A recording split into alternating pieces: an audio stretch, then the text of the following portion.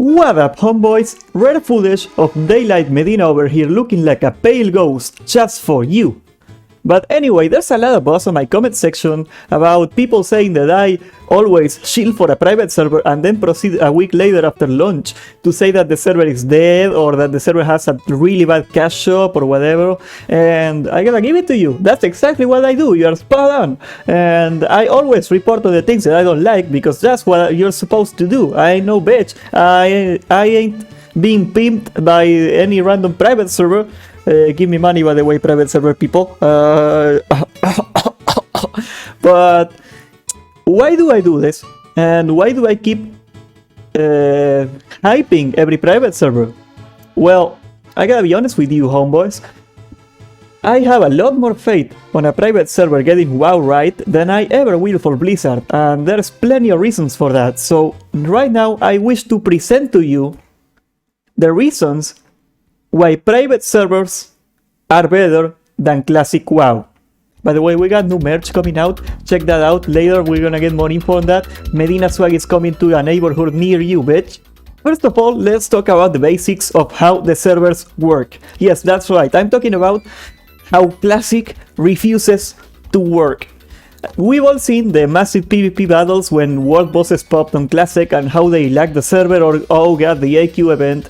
And actually, if you go back to Northdale or Nostalrius, those things ran just fine. The servers were less laggy.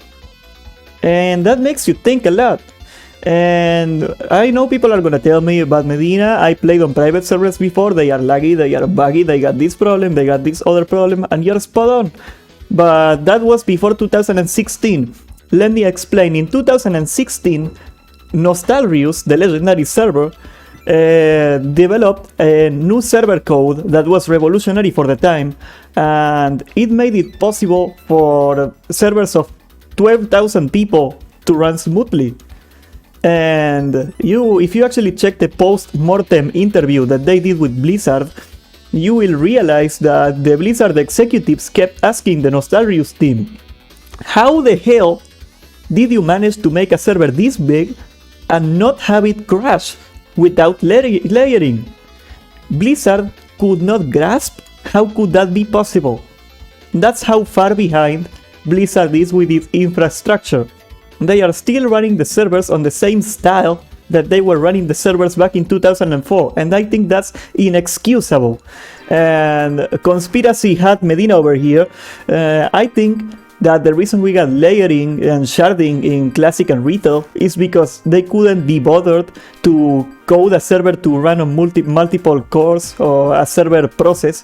So instead of like spending money developing a new code to make that work, what they did is they slapped a band-aid on the problem and they just split the servers into tiny layers so they can split them between the more processors.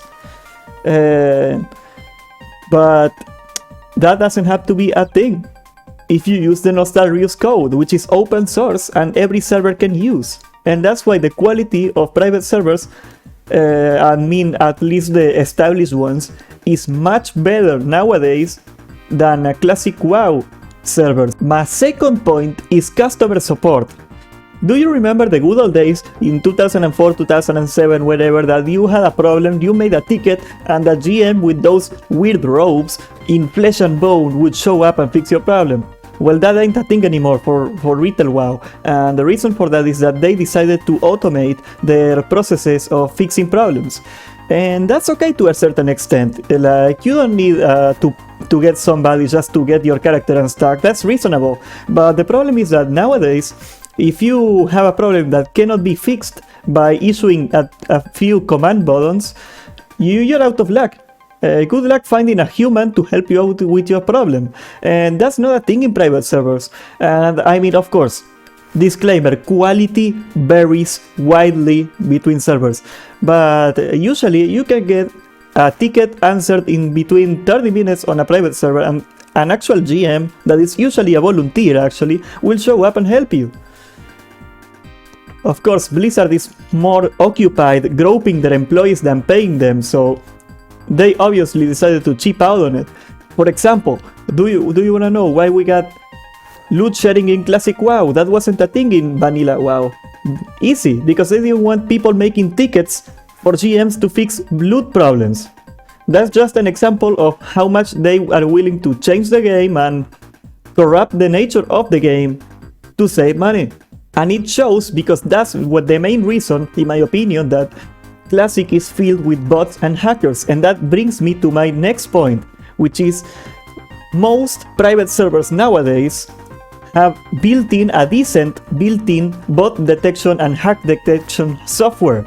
How come a $70 billion company cannot be bothered to make such software and make all their bans be manual, or seem to be manual because of how slow they are, instead of private servers? Like, there's a great video by Dodgy Kebab that I will link on the description on how he tried to fly hack on basically any server, for example Kronos, and he would get banned within 30 seconds of doing that. In Classic, you can do that, and if nobody reports you, you are free to go. You can hack, you can bot, nobody's gonna do nothing to you. Even if they report you, most likely they are not gonna do nothing to you. And just as my boy Stay Safe, the Warlock, the chat, the king that reacts to my videos and I love very much, please find me in your bedroom and do nasty stuff to me. Like he puts it. What you'll notice is that private servers that are hosted in fucking Siberia by some 17-year-old Russian kid have better anti-hack than the actual classic Web Blizzard servers. The next point is scale. Private servers are just bigger. And you may be wondering what does that have to do with the quality of the servers? Well, I am one of the philosophy, and I always was, that unless there's a huge deal breaker with a server, the biggest server is usually the best experience, the most fun experience, the least frustrating experience for you. And the reason is simple. WoW is a social game. You need people to do basically anything. For God's sake, you need 40 people to get a raid done in vanilla WoW. And having a wide pool of talent that you can grab from to do that is gonna make your experience so much smoother and so much more satisfying that it's such a big perk, it's really hard to argue against. And of course, yeah, there are exceptions, like Warmane has a cash shop that is so obscene that I will never play on that server even though they got a huge population there. But most of the time, the biggest, the better. And that also brings another neat advantage. And the fact is that private servers are worldwide. And that means that it doesn't matter if you log in at 3 PM or 3 AM, it's gonna be prime time in some random corner of the world. And that means whenever the hell you please to play, you're gonna be able to find people to play with. And that's just great, you know, because I used to play in Classic, and I live in Argentina, and that's a few hours off of America, even though I played on NA. And that meant that in a lot of times that were convenient for me to play on, I couldn't find people to do anything because they were sleeping or at work or something. And being able to be in a server where people of all around the world in their little time zones are able to join you makes a so much better experience. And yes, I know there has been problems with that because of the Devil's Sword Mafia was way more dominant on Light's Hope and Northdale because of this reason, because they could coordinate people to camp the place all around the clock. But I'll take that every time to be able to have a group whenever I want. Honestly, I would find it very hard for you to disagree with that. My next point is accessibility, and by that I don't mean that it's free, okay? Guys, I know I'm gonna get a lot of people mad, but I will never resent Blizzard for charging me money for the sub. Okay, I am glad to pay for the game if the game is good. Even though I still believe, and I will always believe, I hope, that they got no business putting microtransactions in WoW because it's a sub game.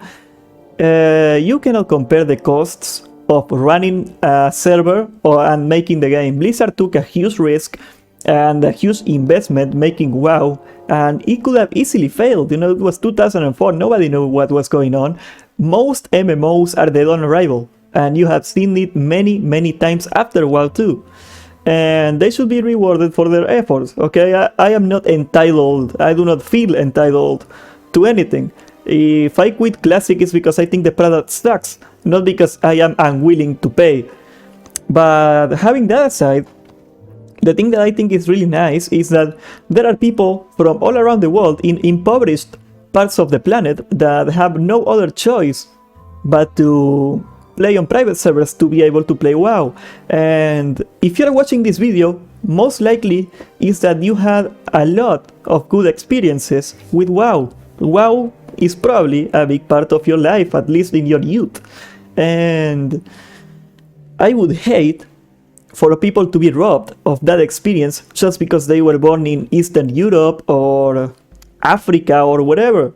And we all know how much Slavs love this game. By the way, we got a new video coming on the Slavs later. We're gonna interview a bunch of them and we're gonna see what they play, so check out for that.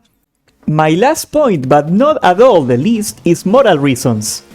You see, there's a saying that I think is universal to pretty much any country, any language, any culture, and that is that you do not give a drunk a drink. You do not give a greedy company money, okay? Blizzard has done nothing but antagonizing the player base and ruining their games for 10 years in the sake of that green juice. And I do not wish to enable them to do that, and now we got news of what was going on within their offices with their employees and the harassment and stuff, and a lot of people, including me, do not feel comfortable giving them that money. I do not consider myself an internet crusader, by the way. I know people will call me that because of the reporting that I do, but I do not find myself to be holier than thou just because I do not spend $15 a month on a game, okay?